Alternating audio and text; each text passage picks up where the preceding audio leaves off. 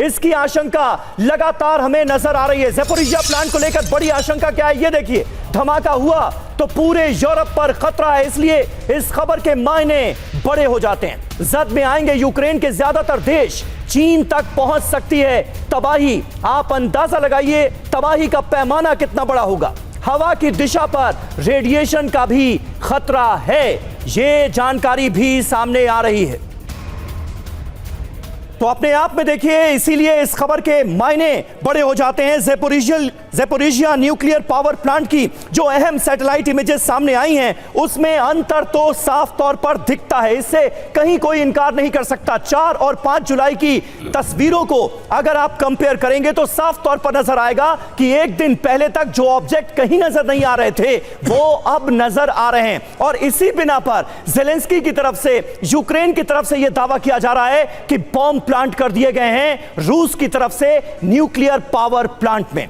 वहीं रेडिएशन हवा की दिशा पर निर्भर है। अगर हवा की दिशा पश्चिम की ओर हुई तो इससे रूस के एक बड़े हिस्से समेत पूरा Ukraine, Moldova, Belarus, Lithuania, Latvia, Estonia, Finland, Sweden, Greece, Bulgaria, Serbia, Romania, Hungary, Slovakia, Poland, Italy, Croatia, Austria, चेक गणराज्य, France, Belgium, Netherlands, Germany, Denmark, UK से भी आगे आइसलैंड तक रेडिएशन की चपेट में आ जाएंगे। इसलिए अगर ऐसा हुआ है और अगर यह आशंका बनी हुई है कि प्लांट को बॉम्ब से उड़ाया जा सकता है तो यह बहुत चिंताजनक खबर है पूरी दुनिया के लिए।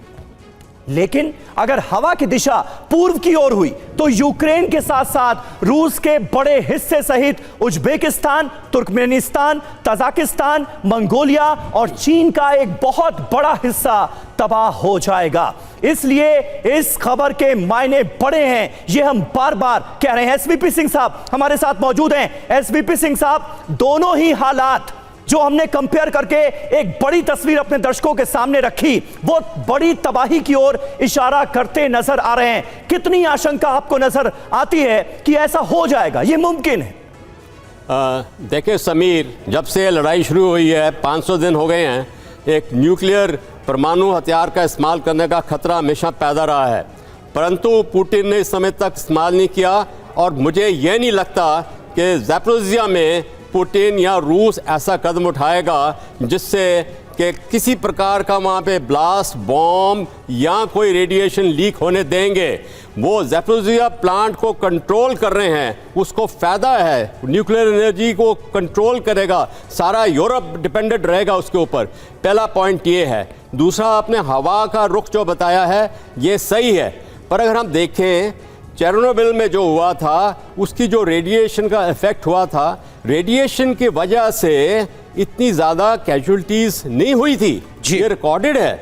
परंतु कुछ बीमारियां फैली थी, जैसे कि थायराइड कैंसर, ये ल्यूकेमिया, ऐसी बीमारियां फैली हैं और जानवरों में भी ये हुई हैं और एनवायरनमेंट में हुआ है असर। तो जो रेडिएशन की लीक हुई थी चेरनोबिल में, इतना नुकसान डेथ्स में नहीं हुआ था। मैं जापान के बारे भी इसमें कवर करूंगा कि फुकुशिमा में जब भी हुआ था उसमें भी कोई रिकॉर्डेड इतनी हाई नंबर ऑफ कैजुअल्टीज नहीं थी। यस, ये सबसे बड़ा न्यूक्लियर एनर्जी प्लांट है यूरोप का, और इसकी जो अगर लीक होती है तो इसका इफेक्ट जरूर ज्यादा पड़ेगा।